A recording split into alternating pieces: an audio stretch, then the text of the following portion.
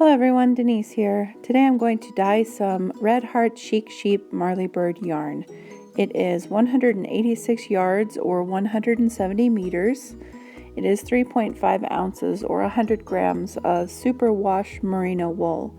The color is lace and it is pretty much almost a white. It's sort of an off-white or a buttery color.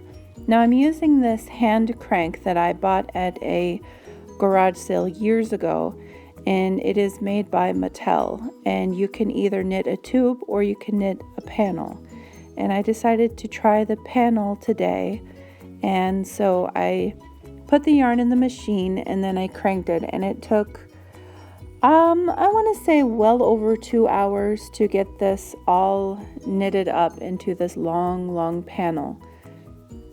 And so then I decided that I would pre-soak the panel in some water before I dyed it, and then add it to the dye pot in dip dye fashion.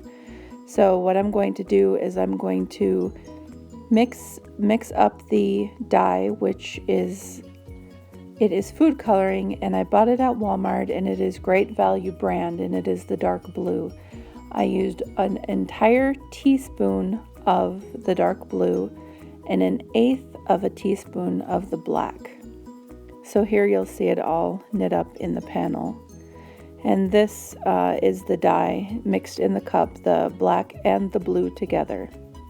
And this is the dye pot with a 1/4 cup of vinegar, white vinegar in it. And this is where I'm going to start dip dyeing. I add the dye here and then I mix it up. It's a beautiful blue. I loved the blue color in it. And unfortunately I did use too much dye, and I will show you later in the video what I do to remedy that. So when I'm dip dyeing, I'm standing on a chair because this panel is so long that there is no way that I could stand and do this. So I climbed up on a chair and I started dip dyeing the yarn, and my goal wasn't to get anything specific. I had never really dip dyed in this way before, and I've never dip dyed the Chic Sheep yarn either. I thought it would be interesting because this yarn takes dye a little different than say the knit picks that I used to use in the past. But I also used to use the jacquard dyes in the past, so it was is a whole different playing field. So I'm dip dyeing here. You'll see that part of the knitted panel, it doesn't take up the dye, and I actually love that effect. I think that is awesome. I also know that when I microwave this yarn that those colors are going to spread onto those lighter stitches that aren't taking up the dye in this dip dyeing process. I didn't want to take too long dip dyeing this because I didn't want it to be severely drenched in the dye. I knew that I would be microwaving it, and I knew the colors were going to spread when I microwaved the yarn. I was having a problem trying to get a hold of everything because I'm pretty sure this panel was over 4 foot long. I think it was almost as tall as me, and I'm 5'5", so I was struggling trying to, with my pair of tongs, I was trying really hard to get some decent differential in the color, but it didn't really work out that way. But I did like the way it ended up anyway. So I just continue to dip dye here. This yarn doesn't like to soak up the dye quickly. It does not, as far as superwash yarns go.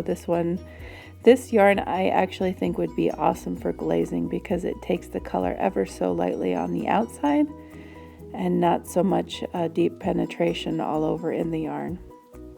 And I like that effect personally. I like it's sort of a stonewashed look, and I love that. So I'm done dip dyeing here.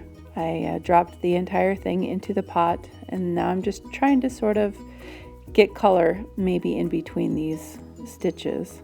And here's the panel laid out before I microwave it. And with a leftover dye, in the pot, I decided that I would take another ball of the Chic sheep and put it into this dye bath, which still had a ton of dye in it. I used way too much dye, I know that now, but that's okay because I got to dye 2 balls of yarn and have 2 totally different effects. I figure the ball of yarn will probably have some sort of ombre to it, from dark on the outside to the light on the inside.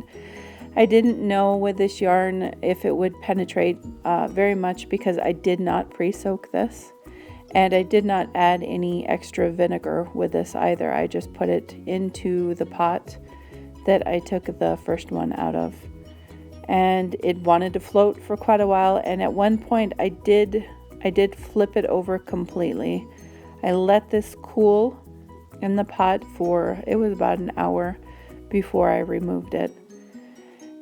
And then, of course, I had to let it dry a lot before putting it on my umbrella Swift.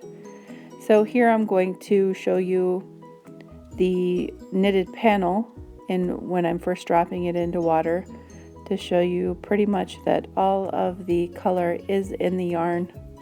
That water is almost clear coming off of that yarn. Here is the ball in the pot still, and after it has cooled off a bit, here it is on a plate, and I loved it so much. This is it laid out, drying, before I put it on the back into a ball form. This is the first one from the panel, and this is them side by side after they're completely dry. This is the blue one close up, and this is the panel close up, and I love the speckles in there. And then these are them in the cake form. So I hope you enjoyed my video, guys. Like and subscribe if you wish, and until next time, bye.